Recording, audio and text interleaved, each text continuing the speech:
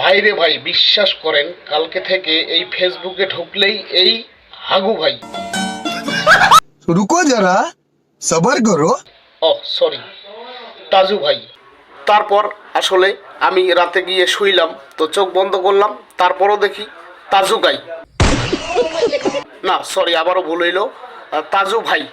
তো আসলে এই তাজু ভাইকে নিয়ে বলার অনেক কিছুই আছে, আমি বেশি কথা বলবো না। আসলে তাজু ভাই যে একটা ভালো মানুষ এবং সাদা সরল মানুষ, তাকে দেখেই বোঝা যায়।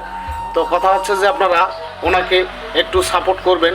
আসলে উনি যে ভিডিওগুলো করে একটু ফানি, যদি মানে এক কথায় মানুষের কথাবার্তায় ভুল ত্রুটি হতেই পারে, তো তারপরও কিন্তু উনি যে কথাগুলো বলে, তো ওনার এলাকার যেই জায়গাগুলো হচ্ছে যে আপনার যেমন রাস্তাঘাট বা খালবিল নদী নালা, এগুলো নিয়ে কিন্তু ভিডিও করে। তো ওনার এলাকার যে সমস্যাগুলো সেগুলো কিন্তু এই ভিডিওর মাধ্যমে তুলে ধরে।